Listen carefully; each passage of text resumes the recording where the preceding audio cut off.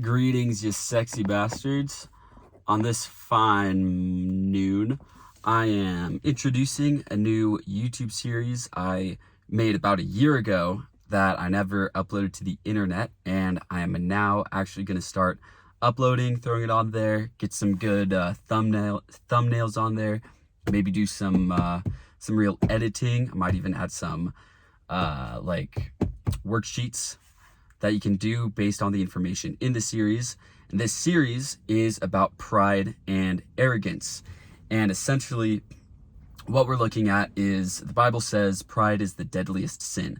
And if you read any mythology ever, you have all of these stories, such as Icarus flying too close to the sun, that illustrate why pride and hubris and arrogance always come before the fall. They cause you to overestimate what you're capable of, and they lead to your downfall.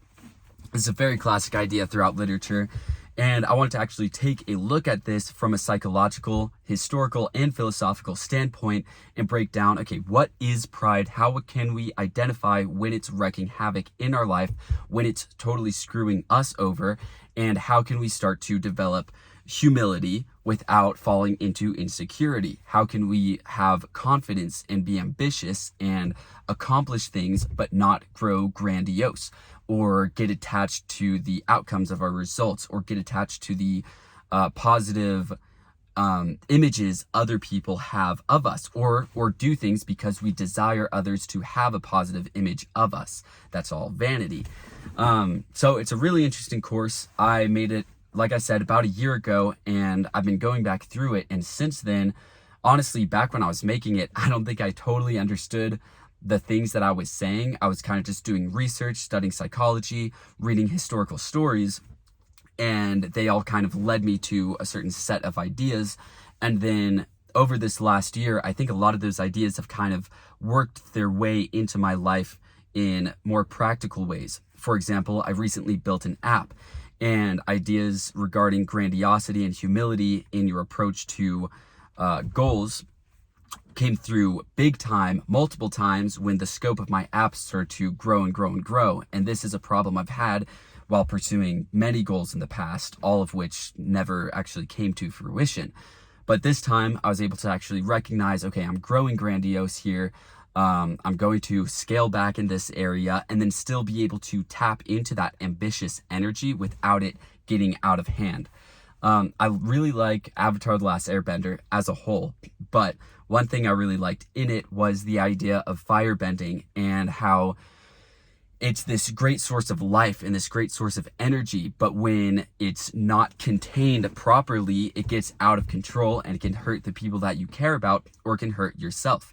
And then once it gets out of control, you don't have the power over it anymore. However, and you see this happen with Zuko. If you haven't seen Avatar: The Last Airbender, you're probably lost here.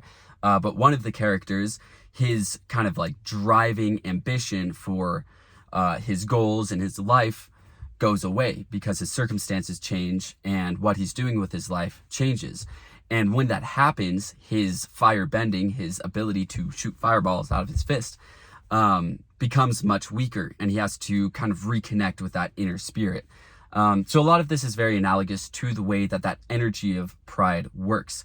When we let that energy within us get out of control, we don't contain it, we don't put limits on it, it starts to run rampant. We become grandiose. We start to overexert ourselves. We start to get spread thin because we're trying to do too many things at once. And then things start to kind of fall apart. However, if we're able to take that same energy and we're able to put it in some set of constraints, we have that energy, we allow that energy to move through us with the conscious awareness of our own limits, then that energy becomes directed and channeled and allows us to actually do things.